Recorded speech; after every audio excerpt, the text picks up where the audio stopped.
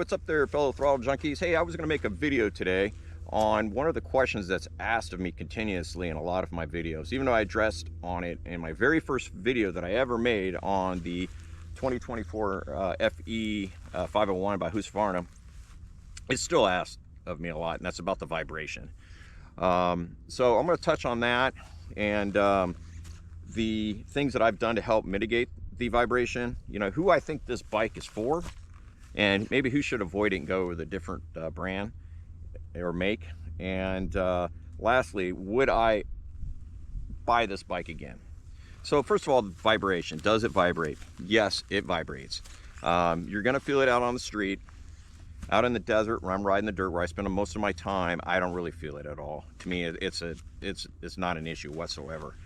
Now, when I get out on the street and I get above, I would say, well, 60 miles an hour, this thing, you can really start to feel the vibrations. And you're gonna feel it in your hands, you're gonna feel it in your feet with the foot pegs, and until you get an aftermarket seat, you're gonna feel it on your butt. So some of the things that I've done to help mitigate that is I got the aftermarket seat, and I also put on these BRP sub mounts where I put my bars, when I put my Scott stabilizer on there, you know, and it comes with these two rubber inserts. There's two different flavors. You have red and you have blue. The red is going to be your stiffer of the two, and then blue is going to be a little bit softer. And I put the blue ones on there to help try to mitigate, you know, some of that vibration. I coupled that with the Fastco anti-vibration inserts, and they're these brass inserts, and they just go at the bar ends right here. There's some great videos out there on how to install them. It's not that difficult, and then they just screw in. Those are not a game changer by any means, but it definitely helped, probably I would say 10 to 20%, and it really seemed like to help more on the high frequency of the vibration. So who do I think this bike is? Well, let's start, like, who's this bike not for? This bike is not for the guy who's going to be using this motorcycle to commute, and say Monday through Friday, he spends 75% of his time out on the street. He's jumping on the highway, and he just wants a, you know, the dual sport to go out and just do light, you know, trail riding, or, you know, maybe 25% out in the dirt. I mean, even though the bike is extremely manageable, especially in the stock form, once you put, you know, a new ECU in it, like I have the Get ECU, and you put it in the race map, this thing's a beast. But in the stock form, it's great. It's very manageable. But when it comes down to it, that person's not going to be comfortable. And then there's definitely a price premium on this bike.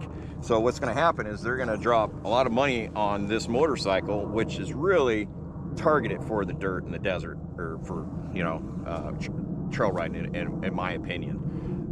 Because basically it is a dirt bike with the bare minimum street legal equipment to make it street legal. So if a person is going to purchase this bike to commute, or then they're going to have to invest in trying to mitigate that vibration, right? So now they're going to be dumping more money into it. For now, the person who I think would really benefit from this bike is the guy who has a racing background, who's ridden his whole life, who just loves riding track, loves riding the, you know, the desert trails, and really pushes himself. This is the bike for you, in my opinion, if that's where the majority of your riding is going to be. Like when I go out, I'm spending maybe 20, 30 miles on the bike to get to a riding spot. Sometimes I just right across the street, I just go. But I try to avoid the highway, and most of my riding is just around town. Around town, this thing's a blast. But if you're going to be doing like a serious commuting on this, I would shy away from this bike and maybe go with a different bike, maybe a Honda or a KLX, maybe the new DRZs that are coming out. But the person who's really going to appreciate the Husqvarnas and the KTMs are guys who have that experience, and they know what a really good bike, you know, how a bike handles, it should handle, right? Because it's just lighter. So that's my personal opinion, you know, to each their own. Lastly, would I purchase this bike again? Absolutely, and twice on Sunday. I love this bike, and for me, like I said, I've had the bike for over a year and change. well over 50 hours. You know, like I said, I've ridden all sorts of terrain on it, and this bike is so much fun.